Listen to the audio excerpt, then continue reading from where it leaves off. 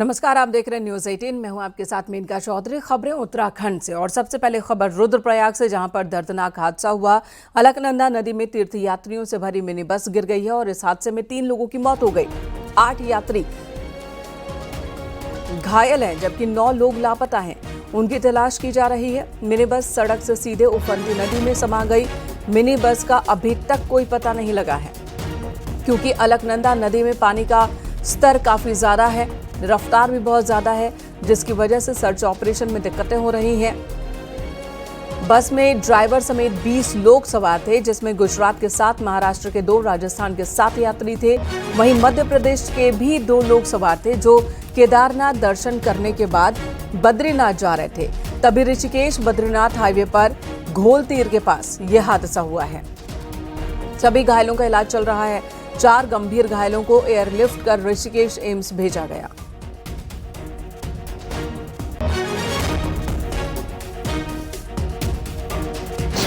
सुबह लगभग 7:30 के बाद 7:45 के आसपास एक घटना हुई, जिसमें एक 31 सीटर बस हरिद्वार स्थित थी जो नदी में गिरने की सूचना आई। इसमें लगभग 8 लोगों को रेस्क्यू करके बचा लिया गया है और 3 डेड बॉडी अभी तक हमें, बाकी लगभग 9 लोग अभी भी मिसिंग है। इसमें 18 यात्री और 2 ड्राइवर और गाइड होने की आशंका है। तो रेस्क्यू ऑपरेशन अब भी चल रहा है। 9 लोग जो लापता हैं उनको अभी तक नहीं तलाशा जा सका है।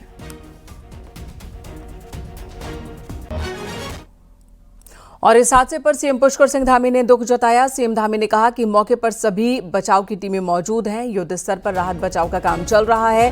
4 गंभीर रूप से घायलों को एयरलिफ्ट कर ऋषिकेश एम्स भेजा गया।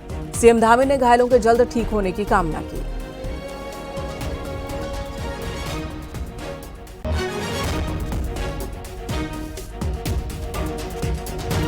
यह हादसा कल हुआ जब केदारनाथ से यात्रा कर बद्रीनाथ की तरफ जा रहे थे लोग। तभी मिनी बस अलकनंदा नदी में गिर गई और रफ्तार इतनी ज्यादा नदी की कि फिलहाल बस को तलाशा अभी तक नहीं जा सका है। 9 लोग लापता हैं, उनकी तलाश चल रही है। आप नीचे अलकनंदा की रफ्तार भी देख पा रहे हैं। गरज के साथ अलकनंदा आगे बढ़ती हुई। दर्दनाक यह हादसा हुआ है। 4 लोग जो गंभीर रूप से घायल हैं उन्हें एम्स ऋषिकेश ले जाया गया एयरलिफ्ट कर। वहीं कई और लोग हैं जिनका इलाज चल रहा है, लेकिन जो 9 लोग लापता हुए हैं उनकी अभी तक तलाश नहीं हो पाई है। संदीप इस वक्त हमारे साथ रुद्रप्रयाग से जुड़ गए हैं। संदीप प्रसाद, संदीप, क्या खबर है? जो रेस्क्यू ऑपरेशन चलाया जा रहा था, जो 9 लोग लापता, क्या उनके बारे में कुछ भी पता चल पाया? क्या उन्हें बरामद किया गया है? जी बिल्कुल, आपको बता दूं क्योंकि कल से लगातार रेस्क्यू अभियान जारी है और एसडीआरएफ और पुलिस के साथ ही पुलिस की जो गोताखोरी टीम है वो भी लगातार अलकनंदा पे अलग अलग जगहों पे खोजबीन कर रहे हैं। लेकिन सबसे बड़ी समस्या ये हो रही है कि आजकल बरसात का दौरान है और इस समय अलकनंदा नदी का जलस्तर अत्यधिक बढ़ जाता है। ऐसे में इस उफरती नदी में कहीं न कहीं बड़ी दिक्कत उनको जो लोगों को तलाशने में हो रही है। जहां तक वाहन की बात है, जिस जगह पे वाहन गिरा था वहां पर भी वाहन का अभी कोई अता पता नहीं है, उसको भी खोजा जा रहा है। कहीं वाहन के अंदर ही कुछ लोग न हो जो वाहन के अंदर फंसे हो, ये भी देखा जा रहा है। और सबसे बड़ी दिक्कत यह है कि जो 9 लोग लापता है उनमें से कल 12 लोग लापता थे, उनमें से 3 लोग कल जो डेड बॉडीज थी वो रेस्क्यू कर दी गई थी और उसके बाद जो घायल है 4 वो एम्स में भेजे गए हैं। तो कहीं ना कहीं सबसे बड़ी दिक्कत पुलिस और एसडीआरएफ के सामने ये है कि जलस्तर जो अलकनंदा का बढ़ा हुआ है और उस जलस्तर की वजह से जो है वो खोजबीन में काफी दिक्कतें आ रही है। हालांकि कई टीमें बनाई गई हैं रुद्रप्रयाग से और श्रीनगर के बीच और उससे नीचे भी तमाम टीमें वहां पे भेजी गई हैं अलग अलग जगहों पे, जहां भी कुछ इस तरह का संदेह पैदा हो रहा है, कहीं डेड बॉडी टाइप भी कुछ दिख रहे हैं, कुछ भी वहां चेकिंग की जा रही है, खोजबीन की जा रही है। लेकिन अभी कितना समय लग पाता है ये अभी मुश्किल कहना है। और सबसे बड़ी बात ये भी कि जो घटना कल हुई थी उस पर सबसे बड़ा अपडेट ये भी है कि पुलिस ने अज्ञात जो बताया जा रहा है कि जो बस चालक था जो घायल है उसने बताया था किसी ट्रक वाले ने उस पर टक्कर मारी थी। तो उसमें पुलिस ने अज्ञात ट्रक वाले के खिलाफ भी एफआईआर दर्ज की है और उसमें जांच की जा रही है कि कहीं ये घटना हुई है, टक्कर हुई है जिसकी वजह से बड़ा हादसा हुआ है या फिर ओवर स्पीड या चालक की कोई गलती की वजह से यह घटना हुई है। इस पर पुलिस कहीं ना कहीं बड़ी जांच कर रही है क्योंकि कई लोगों को जान माल का नुकसान हुआ है। बड़ी दर्दनाक घटना है और कहीं ना कहीं ट्रक वाले ने जानकर ट्रक वाले ने टक्कर मारी है या फिर ओवर स्पीड की वजह से हादसा हुआ है। फिलहाल ये भी जांच पड़ताल का विषय है। धन्यवाद आपका संदीप इस वक्त पूरी जानकारी देने के लिए। लेकिन 9 लोग जो लापता हैं उन्हें अभी तक नहीं तलाशा गया है। वहीं वो वाहन भी बरामद नहीं हुआ है जिसमें ये सभी सवार थे और ये आशंका है कि कहीं सभी लोग उसी के अंदर तो नहीं फंसे हुए हैं। रुद्रप्रयाग में अगली खबर, केदारनाथ हाईवे पर मुनकटिया के पास लगातार लैंडस्लाइड हो रहा है जिसकी वजह से भी यहां पर सड़क बहुत ही ज्यादा खतरनाक हो गई है। गुरुवार को अचानक ही पहाड़ी से पत्थरों की बारिश होने लगी और देखते ही देखते बड़ी संख्या में बोल्डर गिरने लगे। गनीमत रही कि उस दौरान कोई गाड़ी पत्थरों की चपेट में नहीं आई। वहीं इस दौरान लोग भागते भी दिखे। आपको बता दें, बीते कई दिनों से बारिश की वजह से यहाँ दिक्कतें आ रही हैं जिसकी वजह से लोग परेशान हैं, डरे हुए हैं। कई जगहों पर हादसे हो चुके हैं। पुलिस को दूसरे मार्ग से लोगों को निकालना पड़ा है।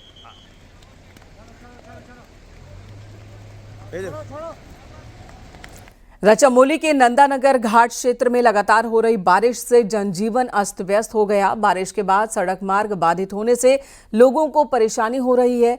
नंदानगर घाट क्षेत्र को जोड़ने वाली सड़क पर सौंतोली में बरसाती नाले का बहाव तेज हो गया जिससे आवाजाही में बड़ी दिक्कतें हुई। लोगों को अपनी गाड़ियों को नाले के पार कराना पड़ा। वहीं कई घंटे तक लोग जाम में फंसे रहे। जिला आपदा प्रबंधन अधिकारी ने न्यूज 18 को बताया कि चमोली में कुछ जगहों पर तेज बारिश की वजह से 6 सड़कें बाधित हुई हैं।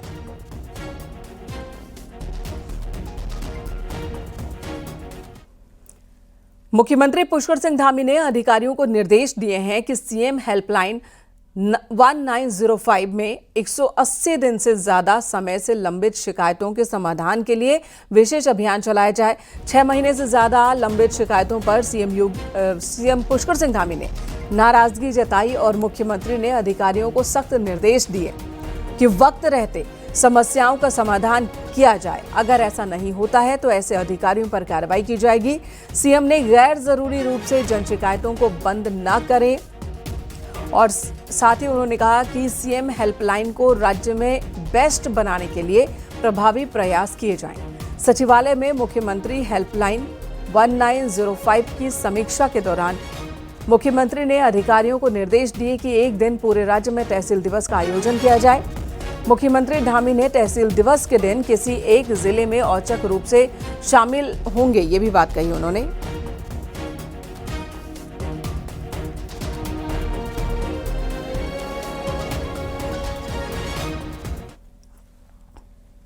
उत्तराखंड में डेमोग्राफिक बदलावों की चर्चा के बीच देहरादून के पछुआदून से एक ऐसी रिपोर्ट सामने आई है जिसने शासन प्रशासन की नींद उड़ा दी है।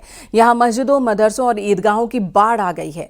आरोप है कि इनमें से कई स्ट्रक्चर वन विभाग, सिंचाई विभाग और ग्राम समाज की जमीन पर अवैध रूप से बनाए गए हैं। इसी पर आपको ये रिपोर्ट दिखाते हैं।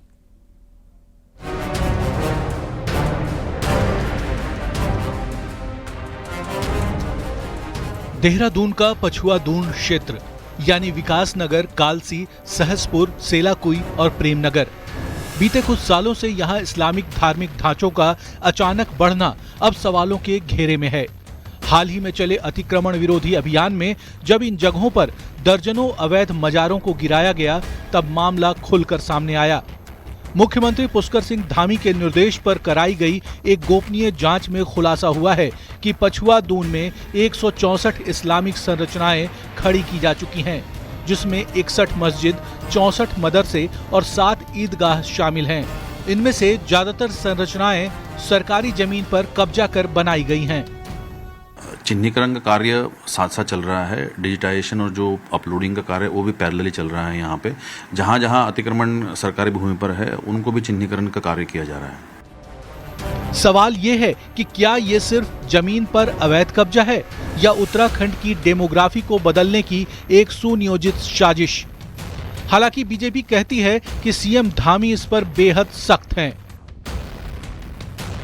सरकार ने उसका सर्वे कराया है और मैं कह सकता हूँ कि सर्वे के बाद जो भी सरकारी भूमि पर इस प्रकार की चीजें खड़ी रहेंगी, सरकार उसको संज्ञान लेगी और संबंधित पक्षों पर पक्ष रखने का एक अवसर प्राप्त होगा। हम चाहते हैं कि डेमोग्राफिक चेंज के मामले में एक सख्ती के साथ सरकार चीजों को देखे और देवभूमि का जो देवतुल्य स्वरूप है उसको बिगाड़ने का किसी प्रकार से कहीं से भी चेष्टा ना हो। आखिर इतनी बड़ी संख्या में सरकारी जमीन पर कब्जा कर अवैध निर्माण हुआ तो प्रशासन की आंखों से कैसे छुपा रहा। या फिर इसे जानबूझकर अनदेखा किया गया? मुख्यमंत्री ने अब पूरे प्रदेश से इस तरह की संरचनाओं की डिटेल रिपोर्ट तलब कर ली है। यानी आने वाले दिनों में कई और चौंकाने वाले खुलासे हो सकते हैं। देहरादून से न्यूज़ 18 के लिए सुनील नौप्रभात की रिपोर्ट। उधम सिंह नगर से खबर, जहां पर गूलर भोज रेलवे स्टेशन में रेलवे लीज की दुकानों की नीलामी का आदेश रद्द हो गया है, जिसे लेकर स्थानीय व्यापारियों के साथ ही गदरपुर विधायक अरविंद पांडे ने बीजेपी के राष्ट्रीय मीडिया प्रमुख और गढ़वाल सांसद अनिल बलूनी का आभार जताया। अनिल बलूनी की मदद और सहयोग से गूलर भोज में दुकानों की नीलामी को स्थगित किया गया। अनिल बलूनी ने इसे लेकर केंद्रीय रेल मंत्री अश्विनी वैष्णव से बात की, जिसके बाद दुकानों की दोबारा होने वाली नीलामी रद्द कर दी गई। जिस दुकान पर जो काबिज था वो ही बना रहेगा। विधायक अरविंद पांडे के साथ ही व्यापारियों ने इलाके में जुलूस निकाला और अनिल बलूनी के साथ केंद्रीय मंत्री वैष्णव का आभार जताया। इतनी छोटी उम्र में इतने पद पे बैठना, इतने बड़े पद पे बैठना, ये उनकी ईमानदारी का प्रमाण है। और ये उत्तराखंड का सौभाग्य है, ये उत्तराखंड का सौभाग्य है कि अनिल बलूनी जैसा व्यक्ति हमारा सांसद है। सभी हमारे सांसद जितने हैं प्रदेश के पांचों के पांचों सांसद बहुत अच्छे हैं, लेकिन इस विषम परिस्थितियों में हमारी सभी पार्टियों ने मिलकर काम किया। अनिल बलूनी जी ने विशेष खुद चल के गए और इस गूलर भोज के व्यापारियों के हितों का, इनके बच्चों के भविष्य के हितों को ध्यान में रखते हुए इतना बड़ा डिसीजन दिलवाया। मैं बलूनी जी का यहाँ के क्षेत्र के विधायक होने के नाते मैं धन्यवाद देता हूँ। इधर कांवड़ मेले की तैयारी को लेकर हरिद्वार में आज बड़ी मीटिंग होने जा रही है। हरिद्वार के मेला नियंत्रण भवन में 6 राज्यों के अधिकारियों के साथ इंटर स्टेट मीटिंग की जाएगी। उत्तराखंड के मुख्य सचिव और डीजीपी अन्य राज्यों के अधिकारियों के साथ मेले में सुरक्षा व्यवस्था के लिए बेहतर समन्वय को लेकर चर्चा करेंगे। कांवड़ मेले में यूपी, हरियाणा, दिल्ली समेत कई राज्यों से कांवड़ियां आते हैं हरिद्वार, और इसलिए तेज ध्वनि वाले डीजे, बड़े वाहनों पर रोक और अन्य व्यवस्था के लिए उस राज्य की पुलिस के साथ कोऑर्डिनेशन बनाकर इस पर चर्चा की जाएगी।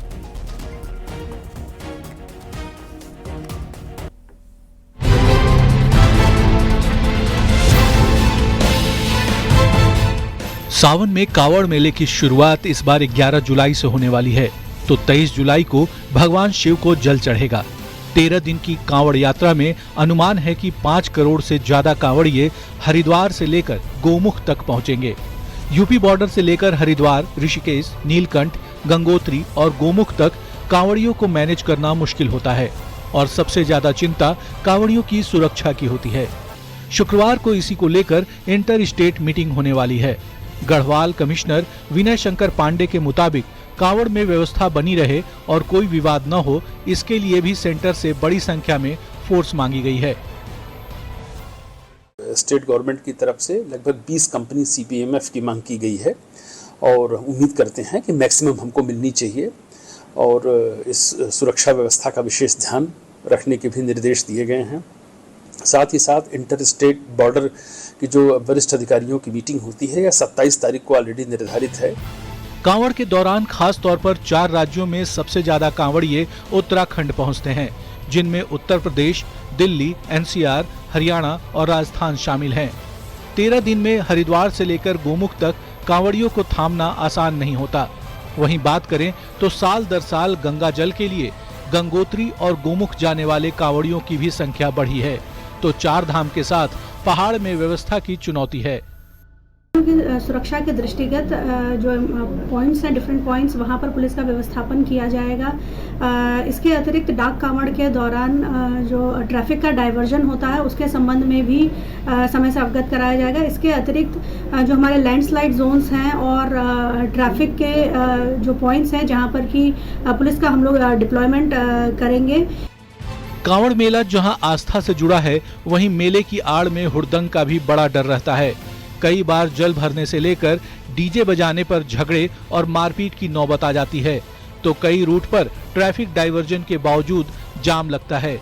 यही वजह है कि यूपी बॉर्डर से गोमुख तक पुख्ता सुरक्षा व्यवस्था की जा रही है, ताकि कांवड़ मेले के चलते दूसरी मुश्किलें खड़ी ना हो। देहरादून से न्यूज़ 18 के लिए दीपांकर भट्ट की रिपोर्ट।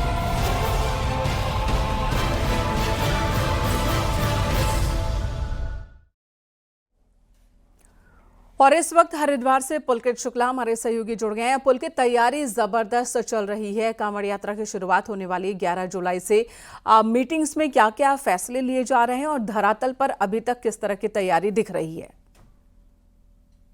जी देखिए, सावन महीने की शुरुआत के साथ ही 11 जुलाई से कांवड़ मेले की शुरुआत हो जाएगी। कांवड़ यात्रा जो है वो उत्तर भारत की सबसे बड़ी धार्मिक यात्रा, सबसे बड़ा मेला इसको कहा जाता है। इसलिए सरकार की ओर से, प्रशासन की ओर से कई स्तरों पर इसमें तैयारियां की जाती हैं। अभी अगर हरिद्वार की बात करें तो कांवड़ मेले की तैयारी को लेकर कई स्तरों पर मीटिंगें की जा चुकी हैं। जिला स्तर पर की गई है, मंडल स्तर पर की गई है और सरकार में भी जो शासन स्तर पर इसमें कई मीटिंग की गई है। लेकिन आज एक मीटिंग जो काफी महत्वपूर्ण मीटिंग होने वाली है, क्योंकि इस कांवड़ यात्रा में दिल्ली, पश्चिमी यूपी, हरियाणा, पंजाब और इस तरह के राज्यों के जो कई जिलों के जो लोग हैं, जो श्रद्धालु हैं, वो यहाँ पर पहुंचते हैं। इसलिए दूसरे राज्यों के और पड़ोसी राज्यों के साथ समन्वय बनाना बहुत जरूरी इसमें होता है। तो एक समन्वय मीटिंग आज आयोजित की जा रही है, जो कि हरिद्वार के मेला नियंत्रण भवन में 11 बजे से मीटिंग शुरू होगी। इसमें उत्तराखंड के डीजीपी, मुख्य सचिव, तमाम पुलिस अधिकारी मौजूद रहेंगे और उसके अलावा इन राज्यों के जो सबसे महत्वपूर्ण जिले हैं, जिनसे सबसे ज्यादा जो श्रद्धालु हरिद्वार पहुंचते हैं, उनके पुलिस अधिकारी यहाँ पर मौजूद रहेंगे। अगर इसमें चर्चा की अगर बात करें तो सबसे ज्यादा इसमें जो समन्वय जिस तरह से बनाया जाता है कि जिन जिलों से, जिन राज्यों से जो श्रद्धालु हरिद्वार पहुंच रहे हैं गंगा जल भरने के लिए, तो किस तरह के रूट प्लान इस बार बनाया गया है, किस तरह के जो ट्रैफिक डाइवर्जन है वो बनाया गया है और जो बड़े वाहन हैं, बड़े डीजे वाहन हैं, उनको जो श्रद्धालु है वो लेकर ना चले, ताकि किसी तरह की कोई अव्यवस्था ना हो। और कोई भी किसी भी तरह की जो जानकारी है, कोई भी जागरूकता है, वो जो उन राज्यों के लोकल प्रशासन के द्वारा ही अपने क्षेत्र के लोगों में जो है वो प्रसारित की जा सकती है। इस तरह का समन्वय बनाने के लिए ये इंटर स्टेट मीटिंग, समन्वय मीटिंग ये की जा रही है। और भी इससे जुड़े कई तरह की, इस तरह की जो सुरक्षा व्यवस्था बनाने को लेकर कई तरह की, कई बिंदुओं पर ये चर्चा आज यहाँ पर की जाएगी। तो काफी महत्वपूर्ण ये मीटिंग होने वाली है। इसके अलावा बहुत संभावना है कि मुख्यमंत्री पुष्कर सिंह धामी भी एक पूरी फुल एंड फाइनल मीटिंग जो है जल्द हरिद्वार में आकर कर सकते हैं, जिस तरह पहले भी इस तरह की जो है मीटिंग होती रही है। तो मीटिंगों का जो दौर वो कांवड़ मेले की तैयारियों को लेकर जारी है, लेकिन हर मीटिंग जो है वो अपने आप में खास है। हर मीटिंग में अपने विशेष तरह के बिंदुओं को लेकर चर्चा हो रही है। जी धन्यवाद आपका पुलकित, इस वक्त पूरी जानकारी देने के लिए। तो यहाँ पर 4 अलग अलग राज्यों के बड़ी संख्या में श्रद्धालु आते हैं, कांवड़ यात्री आते हैं कांवड़ लेकर। ऐसे में यहाँ पर सुरक्षा व्यवस्था के साथ ही ऐसी व्यवस्था करनी होती है कि किसी भी यात्री को और ना किसी स्थानीय को किसी तरह की दिक्कत हो, और जो यात्री यहाँ पर आ रहे हैं कांवड़ लेकर, वो खुशी खुशी अपने घर लौटे, एक अच्छे अनुभव के साथ अपने घर लौटे, ये तैयारी की जा रही है। देहरादून से बड़ी खबर, हेलीकॉप्टर सर्विस के लिए नई SOP का मामला। हेली सर्विस को लेकर तैयार होगी नई SOP। गृह सचिव की अध्यक्षता में एक कमेटी का गठन किया जाएगा और यही कमेटी नई SOP तैयार करेगी। आज कमेटी की मीटिंग होगी। गृह सचिव शैलेश बगौली सीएम के निर्देश पर मीटिंग लेने वाले हैं। 10 सदस्यों की कमेटी बनाई गई है।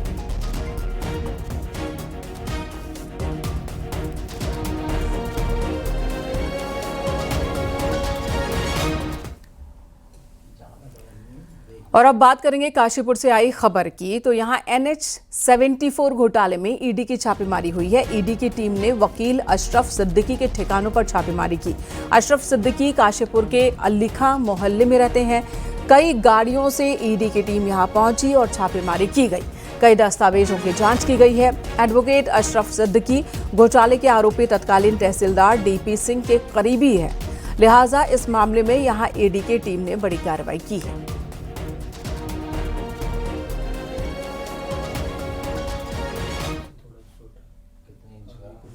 और इससे पहले NH-74 घोटाले में आरोपी PCS अधिकारी DP सिंह के देहरादून स्थित घर पर भी ईडी ने छापेमारी की थी। करोड़ों के घोटाले में कई अहम दस्तावेज खंगाले गए। ईडी की टीम ने घर के अंदर घोटाले से जुड़े दस्तावेजों और बैंक रिकॉर्ड्स की जांच की। ईडी की ये कार्रवाई 2017 में सामने आए NH-74 घोटाले से जुड़ी है, जिसमें किसानों को जमीन अधिग्रहण के नाम पर करोड़ों का मुआवजा गलत तरीके से जारी किया गया था। इस घोटाले में जमीनों को खुर्द-बुर्द कर भारी पैमाने पर वित्तीय गड़बड़ी की गई थी। जानकारी के मुताबिक ईडी की टीम ने DP सिंह के कई अन्य ठिकानों पर भी छापेमारी की है, जिसमें दिल्ली, यूपी के साथ ही उत्तराखंड शामिल है।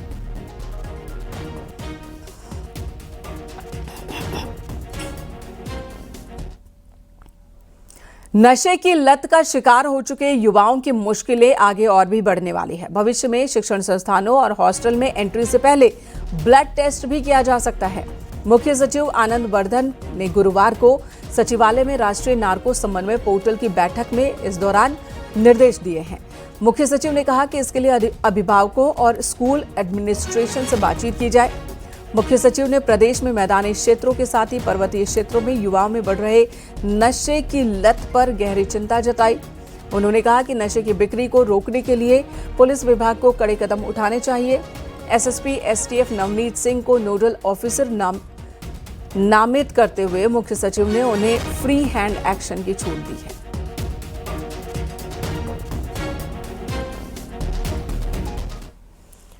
और देहरादून के ट्यूनी से खबर, जहां तहसील परिसर में जुआ खेलने के मामले में बड़ी कार्रवाई हुई और रायगी क्षेत्र के पटवारी नागचंद को सस्पेंड कर दिया गया।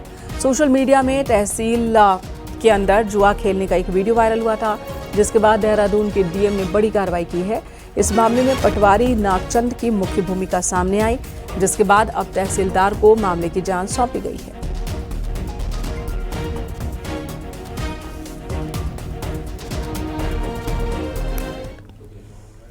हरिद्वार नगर निगम जमीन खरीद घोटाले के मामले में पूर्व नगर आयुक्त आईएएस वरुण चौधरी के कार्यकाल का स्पेशल ऑडिट करा रहा है। सीएम के निर्देश पर बनाई गई 5 सदस्यीय टीम नगर निगम ऑफिस में वरुण चौधरी के कार्यकाल के सभी कामों की फाइलें बारीकी से जांच कर रही है। माना जा रहा है कि स्पेशल ऑडिट के बाद दूसरे कामों में भी गड़बड़ी सामने आ सकती है। आपको बता दें, नगर निगम हरिद्वार के बहुचर्चित जमीन खरीद घोटाले में तकरीबन 15 करोड़ की मार्केट वैल्यू वाली जमीन का लैंड यूज बदलकर 54 करोड़ में खरीदा गया और एक बड़ा करप्शन किया गया था। ऑडिट टीम का गठन किया गया है शासन विभाग के द्वारा, और ऑडिट की जो पूरी टीम है वो कल यहाँ पहुँच गई है और पूरे कार्यकाल में जितने भी काम हुए हैं उन सब की ऑडिट की जा रही है। विशेष बिंदु पे नहीं की जाएगी, स्पेशल ऑडिट है, उसमें सारे काम के जितने भी काम हुए हैं हर काम का विशेष ऑडिट होगा। चमोली के गोपेश्वर के मंडल क्षेत्र में पानी के पाइप लाइन फटने का एक और वीडियो सामने आ रहा है। बताया जा रहा है कि ये पाइपलाइन बुधवार की दोपहर फट गई थी, जिससे तेजी से पानी निकलने लगा। हालांकि विभाग द्वारा मौके पर पहुंचकर लाइन को ठीक किया जा रहा है। इससे पहले भी मंडल क्षेत्र में एक और पाइपलाइन फट गई थी, जो सोमवार को ये घटना हुई थी। कई जगहों पर पाइपलाइन फटने की घटनाएं अब तक हो चुकी हैं।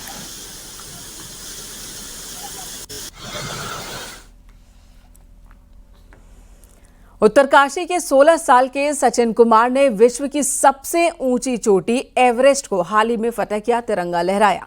सचिन कुमार अपने गांव पहुंचे तो गांव वालों ने उनका दिल खोलकर स्वागत किया है। फूल मालाओं के साथ स्वागत किया गया और इस ऐतिहासिक पल के लिए गांव वालों ने सिद्धेश्वर मंदिर और गौरजा देवी मंदिर में पूजा अर्चना की। सचिन कुमार का भव्य स्वागत करने के लिए उनके घर पर बधाई देने वालों का तांता लगा रहा।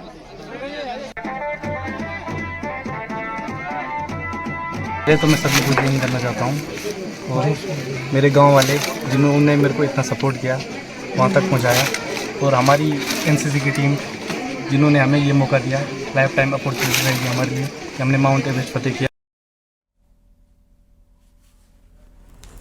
रामनगर में वन्य जीवों का अनूठा संसार बसता है। यहाँ इन दिनों कोसी नदी के आसपास कुछ ऐसे नज़ारे देखने को मिल जाते हैं जिनकी एक झलक पाने को बड़ी तादाद में सैलानी कॉर्बेट का रुख करते हैं।